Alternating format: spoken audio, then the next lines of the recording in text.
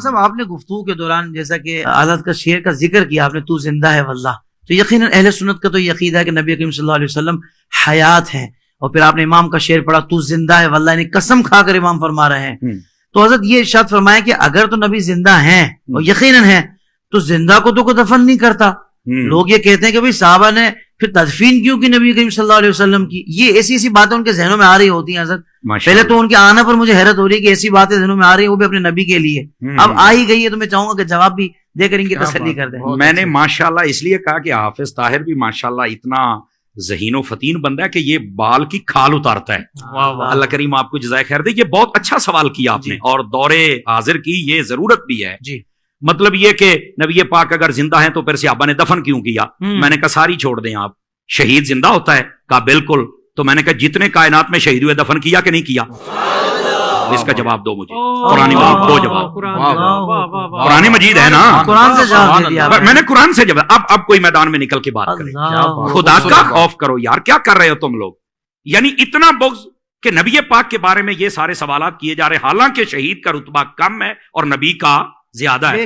تو جب کم رتبے والا زندہ ہے تو جس کا سب نبیوں سے بھی زیادہ ہے، پھر وہ کیوں نہیں زندہ ہے؟ سمجھ آ رہی میری بات کی؟ اچھا دوسری بات، میں نے کہا یہ میں تمہارا شوق پورا کر دیتا ہوں کہ تم کہتے ہو کہ زندہ تھے تو پھر دفن کیوں کیا؟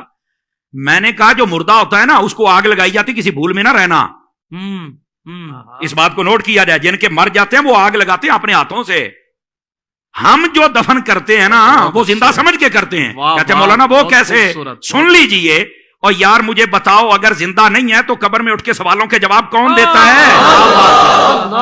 بتاؤ نا مجھے۔ یہ صرف اتنی دیر تک ہی موت کا حکم ہے کہ جب تک سانسیں باندھے ہم نے قبر کے سپرد نہیں کر دیا، اللہ کی رحمت کے سپرد نہیں کر دیا۔ اس نے یہ جہان بدلنا ہے، برزخی دنیا میں جانا ہے، سمجھ آ رہی ہے؟ اور اس کو کہتے ہیں برزخی حیات، یہ بھی میں آسانی کر دوں۔ بہت اچھے، سمجھ آ رہی میری بات کی؟ لیکن یہ کہنا کہ زندہ کو دفن کو نہیں کرتا، یہ تمہیں کس نے کہا ہے؟ میں ایک یہ جو دیہاتی لوگ ہمیں سن رہے ہوتے ہیں تو میں ان کی ایک مثال دے دیتا ہوں، شاید کسی کے کونے کھانچے میں بیٹھ جائے۔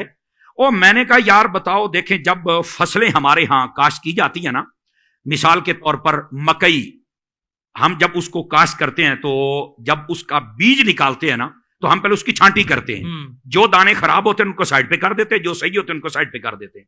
خراب دانوں کو ہماری بولی میں کہتے ہیں مرے مرے نے، تو کہتے ہیں مریا نو سٹ دے ہو، انہاں نو پورن دا کی فائدہ ہے؟ آ جڑے چنگے نے انہاں نو پورو، کچھ نکلے گا تے صحیح نا۔ اس کا مطلب ہے اگر یہ دیہاتی لاجک سے بھی دیکھا جائے نا تو زندہ کوئی دفن کیا جاتا ہے، مردے کو کوئی نہیں دفن کرتا ہے۔ سائنس سے لے کر دیہات، اور دیہات سے سائنس نے ہر زاویے سے ہم نے سمجھا دیا۔ دیکھیں نا ہم نے قرآن سے بات شروع کی ہے نا، ہم دائیں بائیں تو جا ہی نہیں سکتے۔ کیا کہنے۔ اور پھر یہ بھی ایک ویسے بھی بڑی عجیب و غریب، وہاں کیسے زندہ ہر طرف سے بند ہے؟ تو میں ان سے سادہ سوال کر لیتا ہوں، میں نے کہا بتاؤ یہ جو چوزا ہوتا ہے یہ انڈے سے 21 دن کے بعد نکلتا ہے؟ کہا بالکل۔ تو میں نے کہا بتاؤ یہ 21 دنوں تک کون سا سوراخ ہوتا ہے جہاں سے کوئی ہوا شوا جاتی ہے، کاربن ڈائی آکسائڈ جاتی ہے، کہاں سے آکسیجن جاتی ہے؟ تو کہتا نہیں یار تو مردہ نکلتا ہے، کہانی زندہ نکلتا ہے، کیسے زندہ رہا؟ کہتا یہ تو نہیں پتا۔ تو میں نے کہا پتا ہوتا تو سنی نہ ہوتا، پتا ہوتا تو سنی نہ ہوتا۔ بھائی جو رب ایک چوزے کے لیے سب انتظام کر سکتا ہے وہ مدینے کے تاجدار کے لیے نہیں، وہ زندہ ہیں۔ زندگی کی تمہیں سمجھ آئی تو ایک الگ بات ہے، تو زندہ ہے واللہ، تو زندہ ہے واللہ، میرے چشم عالم سے چھپ جا۔ سبحان اللہ، سبحان اللہ۔